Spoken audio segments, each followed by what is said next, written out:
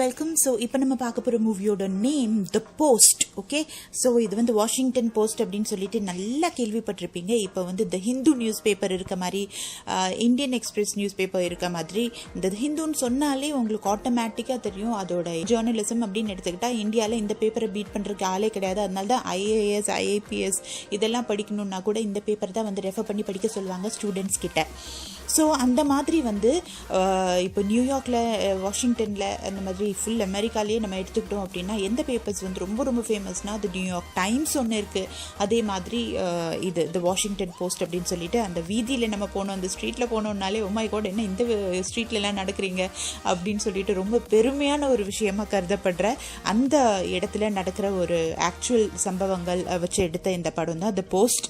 So இது வந்து பயங்கரமான ஒரு எக்ஸ்போஸே. அதாவது எத்தனையோ வருடங்களாக அமெரிக்கன் அட்மினிஸ்ட்ரேஷனில் நடந்துட்டு இருந்த ஒரு தப்பான ஒரு விஷயத்தை, வியட்நாம் வார், அந்த வார் வியட்நாமில் நடந்த வாரே ரொம்ப தப்பான விஷயம். எதுக்கு இந்த கண்ட்ரி இன்னொரு கண்ட்ரியில் போய் அவங்க அஃபேர்ஸில் உள்ளே போகணும் சொல்லுங்கள்? பட் உங்களுக்கு எல்லாம் நல்லா தெரியும் யூஎஸ்ஏயோட வேலையே எப்போவுமே அப்படி தான். பட் இந்த கெட்டவங்களுக்கே ஒரு விஷயம் இருக்கும். அதாவது அவங்க மீதி கண்ட்ரிக்கு தான் வந்து கெட்டது பண்ணுவாங்கன்னு கிடையாது, அவங்க கண்ட்ரிக்கு கூட அவங்க கெட்டது தான் பண்ணுவாங்க. ஆக மொத்தம் அவங்களுக்கு மட்டும் கெட்டது பண்ணிக்க மாட்டாங்க. நல்லா செல்ஃபிஷாக என்னென்ன நல்லது பண்ணணுமோ அவங்களுக்காக பண்ணிக்குவாங்க. ஸோ அதோட ப்ராப்பரான எக்ஸாம்பிள் தான் இந்த ரியல் லைஃப் சப்ஜெக்டை எடுக்கப்பட்ட இந்த மூவி. ரொம்ப நல்ல ஸ்பீட், கரெக்டான பேஸ், அருமையான ஆக்டர்ஸ், அதுவும் பெரிய பெரிய ஆக்டர்ஸ் பார்த்துக்கோங்க. டாம் ஹேங்க்ஸ் உங்களுக்கு தெரியும் எவ்வளோ அருமையான ஆக்டர்ன்ட்டு. அதே மாதிரி மெரில் ஸ்ட்ரீப், அவங்க போனாலே சும்மா அவார்ட்ஸாக குவியும். ஸோ இவங்க 2 பேர் தான் மெயின் கேரக்டர்ஸ். இதில் இன்னும் கூடயும் எக்கச்சக்கமான பெரிய பெரிய ஆக்டர்ஸ் இருக்காங்க. ஸ்டீவன் ஸ்பீல்பர்க் தான் இந்த டிரெக்டர். ஸோ ஆப்வியஸ்லி இது ரொம்ப அருமையான படமாக தான் வந்திருக்கும். ஸோ நல்லா தான் வந்திருக்கு. நான் ஸ்டார்ட் பண்ணுறேன், சொல்கிறேன், நீங்களே புரிஞ்சுக்கோங்க. பிளாட் எப்படி போகுது அப்படின்னா, டிஃபென்ஸ் செக்ரட்டரி ஒருத்தர் இருக்காரு, மெக்னமரா அப்படின்னு சொல்லிட்டு அவரோட பேர். ஓகேயா? ஸோ ஒரு ஃப்ளைட்டில் ஒரு சீன் ஸ்டார்ட் ஆகுது. அதுக்கு முன்னாடி வந்து வார் சீனை காமிக்கிறாங்க. வார் வந்து வியட்நாமில் பயங்கரமாக நடந்துட்டு இருக்கு. அந்த சீனே வந்து நல்லா தான் இருக்கும். அப்படியே பளீர் அப்படின்னு சொல்லிட்டு வெயிலாக இருந்துட்டு இருக்கும். கடைசியில் அப்படி கட் பண்ணோன்னே ஈவினிங் ஆகி நைட் ஆகி அப்படியே மழைக்குள்ள அப்படியே வியட்நாமில் ஃபாரஸ்ட் அவ்வளோ அழகாக இருக்கும். ஓகே, ஸோ பேசிக்லி யூஎஸ்ஏ கம்யூனிசம்க்கு பயங்கரமான எதிரி. ஸோ இந்த மாதிரி வியட்நாம் வந்து வந்துட்டு இருக்கு, கம்யூனிஸ்ட் கண்ட்ரியாக இருக்குது. அதை போய் நம்ம எப்படியாவது அழிக்கணும் அப்படிங்கிறதுக்காக அவங்களோட சோல்ஜர்ஸையே பயங்கரமாக பலி கொடுத்த அமெரிக்கன் பிரசிடென்ட் வந்து நிக்சன். சரியா? நிக்சன் மட்டும் இல்லை, எத்தனையோ பேர் அதுக்கு முன்னாடி இருந்த பிரசிடென்ட்ஸும் இதில் வந்து உடந்தையாக இருந்திருக்காங்க அப்படிங்கிற பயங்கரமான ஒரு உண்மை வந்து ஒருத்தருக்கு தெரிய வருது. ஓகே, இதில் வந்து டேனியல் எல்ஸ்பர்க் அப்படின்னு சொல்லிட்டு ஃபர்ஸ்ட் அவரோட இன்ட்ரடக்ஷன் தான் வரும். இந்த பாரில் வந்து அவர் போய் கவர் பண்ணுவார். கேமரா இந்த மாதிரி எழுதுறது இந்த இதெல்லாம் வச்சுட்டு அவர் வந்து கவர் பண்ணுவார். என்ன மாதிரி அவங்க சஃபர் ஆகிறாங்க, என்ன மாதிரி சாகுறாங்க அமெரிக்கன் சோல்ஜர்ஸ் அப்படின்னு வந்து ஸ்டார்டிங்கில் காமிக்கிறாங்க. ஸ்டார்டிங் சீன் இதுதான். அந்த வாரில் என்ன இவர் எப்படி கவர் பண்ணுறாரு அப்படிங்கிறது. டேனியல் எல்ஸ்பர்க் இவரோட நேம். ஸோ இவர் வந்து ஃப்ளைட்டில் சொன்னேன் இல்லையா, செகண்ட் சீன் ஃப்ளைட்டில் இருக்குது. ஃப்ளைட்டில் வந்து செக்ரட்டரி ஆஃப் டிஃபென்ஸ் மெக்னமரா அப்படிங்கிறது அவரோட நேம். ஸோ அவருக்கும் டேனியல் எல்ஸ்பர்க், அதாவது யார் போய் அங்கே கவர் பண்ணாரோ வாரை, அவங்க 2 பேரும் பேசிக்கிறாங்க.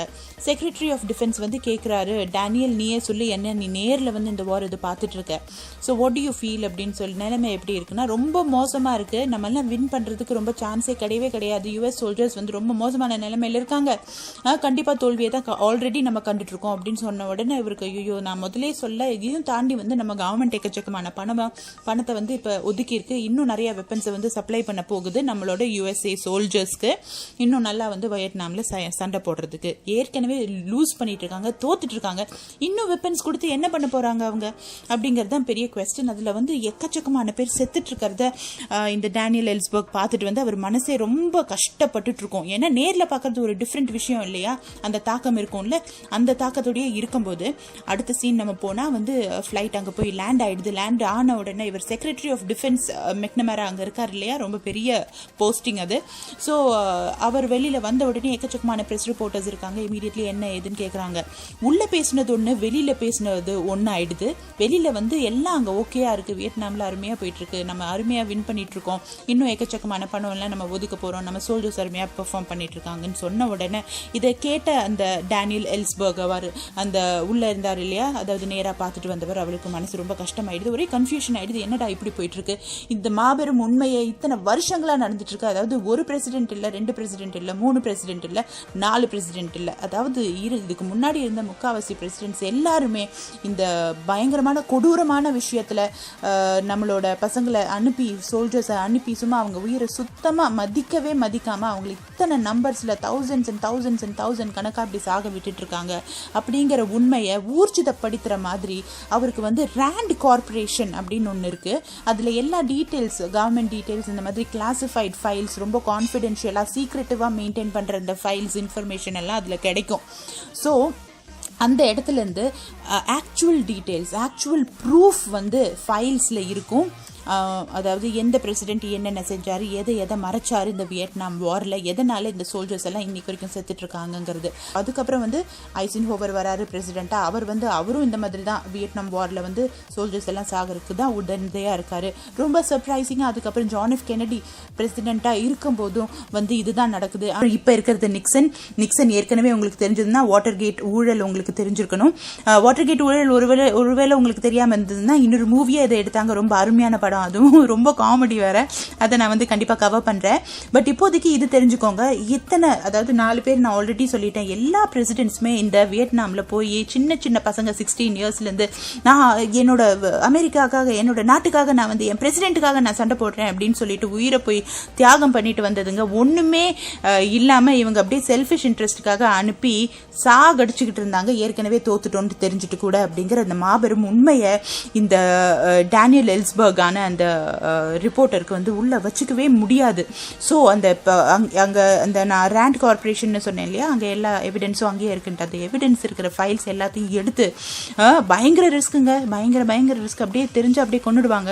ஆனால் என்ன ஆனாலும் பரவாயில்லன்னு அதை எடுத்துட்டு வந்து 2 பேப்பர்ஸ் ரொம்ப முக்கியம்னு சொன்னேன். நியூயார்க் டைம்ஸ் ஒன்று, இன்னொன்று வந்து வாஷிங்டன் போஸ்ட். இந்த நியூயார்க் டைம்ஸுக்கு கொண்டு போய் லீக் பண்ணுறதுக்கு எல்லா பேப்பர்ஸையும் அவர் வந்து அங்கே கொடுத்துட்றாரு. ஸோ எப்போவுமே இந்த வாஷிங்டன் போஸ்ட்டும் நல்ல பேப்பர் தான், நியூயார்க் டைம்ஸும் நல்ல பேப்பர் தான். ஆனால் 2 பேருக்கும் உள்ள ஆப்வியஸ்லி வந்து காம்படிஷன் இருக்கும். அந்த காம்படிஷனில் அடிக்கடி ஜெயிக்கிறது வந்து நியூயார்க் டைம்ஸ் தான். ஸோ வாஷிங்டன் போஸ்ட் வந்து யோசிச்சுட்டு இருக்கோம், என்னடா இதுவும் வந்து அவங்களுக்கே கிடைச்சிருச்சு அப்படின்னு சொல்லிட்டு யோசிச்சுட்டு இருக்கிற அந்த டைமில் வந்து ஃபர்ஸ்ட் இந்த மூவி ஸ்டார்ட் ஆகிறது சீன் வந்து இந்த ஃப்ளைட் சீனும் வார் சீனும் சொன்னேன். அதுக்கப்புறம் இன்னொன்று நீங்கள் கட் பண்ணி இந்த பக்கம் வந்தீங்கன்னா மெரில் ஸ்ட்ரீப், அந்த பியூட்டிஃபுல் அருமையான ஆக்ட்ரஸ், அந்த ஆன்டி இருக்காங்க, அவங்க தான் வாஷிங்டன் போஸ்டோட ஓனர். சரியா? ஸோ எப்படி வந்து அவங்க ஓனர் ஆனாங்கன்னா, அவங்களோட ஹஸ்பண்ட் வந்து ஃபர்ஸ்ட் ஓனராக இருந்தார். அவங்க ஹஸ்பண்ட் கிட்ட வந்து மெரில் ஸ்ட்ரீப்போட அப்பா தான் வாஷிங்டன் போஸ்டோட ஓனர். அவர் வந்து கொடுத்துருவாரு பொறுப்பை. கொடுத்ததுக்கப்புறம் வந்து சூசைட் பண்ணி அவர் இறந்ததுக்கப்புறம் மெரில் ஸ்ட்ரீப் தான் வந்து இதை ஃபுல்லாக வந்து நிர்ணயிக்கணும் அப்படின்ட்டு அவங்க தலையில் வந்துடும். அண்ட் எக்கச்சக்கமான மேல் மெம்பர்ஸ் தான் வந்து கீழே இருப்பாங்க போர்ட் ஆஃப் டிரெக்டர்ஸ்ல எல்லாம். ஸோ ஆப்வியஸ்லி அந்த பார்ஷாலிட்டி ரொம்ப அதிகமாகவே இருக்கும். நிறைய விஷயத்துல இவங்க சொல்றதை கேட்க மாட்டாங்க, ஓவர் ரைட் பண்ணிடுவாங்க மேல் மெம்பர்ஸ். இந்த மாதிரி நடந்துட்டு இருக்கும். பட் நல்லவங்களும் அதுல இருக்காங்க. அருமையான ஒரு லாயர் எல்லாம் இருப்பாரு, அவரெல்லாம் மெரில் ஸ்ட்ரீப்போட ரொம்ப க்ளோஸா இருப்பாங்க. அப்புறம் அதே மாதிரி டாம் ஹேங்க்ஸ் வந்து வாஷிங்டன் போஸ்ட்ல வந்து சீஃப் எடிட்டர், எடிட்டர் இன் சீஃபாக இருக்காரு. ஸோ அவங்களோட ரிலேஷன்ஷிப் எல்லாம் ரொம்ப அழகாக காமிக்கிறாங்க. அதே மாதிரி மெரில் ஸ்ட்ரீப் எவ்வளோ கஷ்டப்படுறாங்கிறதையும் காமிப்பாங்க. ஏன்னா அவங்களோட பேச்சு வந்து நிறைய இடத்துல செல்லுப்படாது. அண்ட் ஃபர்ஸ்ட் ஆஃப் ஆல் அவங்க வந்து ஜேர்னலிஸ்ட் கிடையாதுங்கிறதுனால அந்த டிஸ்அட்வான்டேஜும் அவங்கள்ட்ட கண்டிப்பாக இருந்துச்சு. பட் அவங்களோட மேக்ஸிமம் இன்புட் கொடுத்து இவ்வளோ நாள் வந்து வாஷிங்டன் போஸ்ட்டை வந்து மேலே வந்து வச்சுட்டு இருப்பாங்க. நல்லபடியாக அந்த வந்து போயிட்டு இருக்கும். ஆனால் அந்த தருணத்தில் என்ன ஆகுது அப்படின்னா, ஃபினான்ஷியல் ப்ராப்ளம் வந்துடுறதுனால ஸ்டாக் மார்க்கெட்ல வந்து லான்ச் பண்ண வேண்டியதா போயிடுச்சு. ஸ்டாக் மார்க்கெட்ல அவங்களோட ஷேர்ஸை வந்து விற்கணும். ஐபிஓ ஓபன் பண்றாங்க. அதாவது இனிஷியல் பப்ளிக் ஆஃபர், அதாவது ஃபர்ஸ்ட் பப்ளிக்கு நாங்க ஷேரை வந்து விற்கிறோம், ஏன்னா எங்களுக்கு பணம் தேவை, அப்பதான் வாஷிங்டன் போஸ்ட்டை வந்து நாங்க கண்டினியூடா நல்ல நியூஸ் கொடுக்க முடியும் அப்படின்ட்டு சொல்லிட்டு இந்த மாதிரி பயங்கர இம்பார்ட்டன்டான ஒரு டெசிஷனை வந்து எடுக்க வேண்டி போயிடும். அதுக்கு முன்னாடி வாஷிங்டன் போஸ்ட்ல எப்பவுமே வெளியாட்கள் கிடையாது, ஃபுல்லா ஃபேமிலி தான் அட்மினிஸ்ட்ரேட் பண்ணிட்டு இருந்தது. ஸோ அந்த டென்ஷனும் ஆன்டிக்கு ரொம்ப அதிகமா இருக்கும். இது நடந்துட்டு இருக்கும்போது அந்த சைட்ல இன்னொரு சைட்ல வந்து இந்த பயங்கரமான கான்ட்ரோவர்ஷியல் மேட்டர் வந்து வெளியே வரது. நியூயார்க் டைம்ஸ் வந்து வெளியில விட்டுறாங்க. வெளியில விட்ட உடனே வந்து நிக்சன் அட்மினிஸ்ட்ரேஷன் எல்லாம் பயந்து, என்னடா இந்த மாதிரி ஆயிடுச்சு, இதுக்கு மேல எந்த பேப்பர்ஸும் வெளியில வந்து கண்டிப்பா விடக்கூடாது, இது வந்து தேச துரோகம் அப்படின்னு எல்லாம் சொல்லி ஸ்டே வாங்கிடுறாங்க. உடனே வந்து கோர்ட்லேருந்து இன்ஜங்ஷன் ஆர்டர் வாங்கி நியூயார்க் டைம்ஸ்க்கு சொல்லிடுறாங்க, இதுக்கு மேலே எந்த இன்ஃபர்மேஷனும் நீங்கள் வந்து வெளியில் விடக்கூடாது அப்படின்னு சொல்லிட்டு சொல்லிடுறாங்க.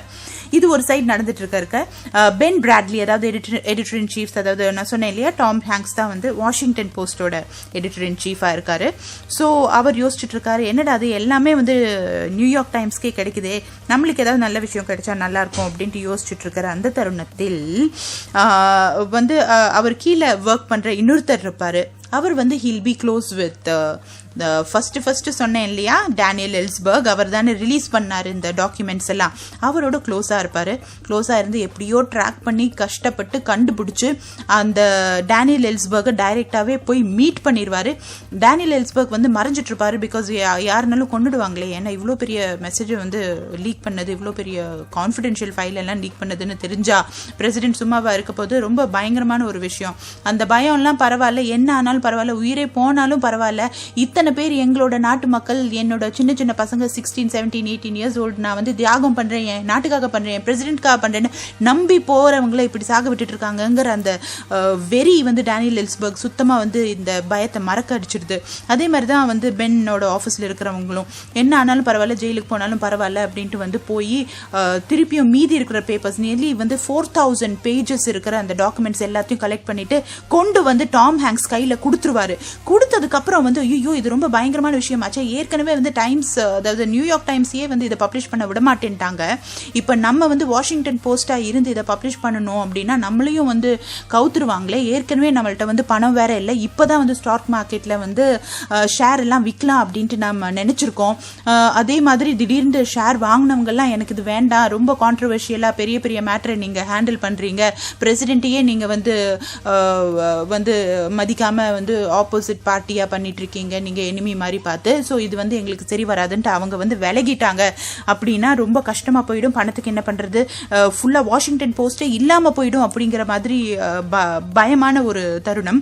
மெரில் ஸ்ட்ரீப் ஆகட்டும், டாம் ஆகட்டும், இதை வந்து இந்த பேப்பர்ஸை வெளியே விட்டாங்க அப்படின்னா எல்லாருமே டோட்டலா வந்து அவங்க பேப்பரை மூடிட்டு நேரா வந்து ஜெயிலுக்கு போகிற மாதிரி தான் ஒரு சிச்சுவேஷன் வருது.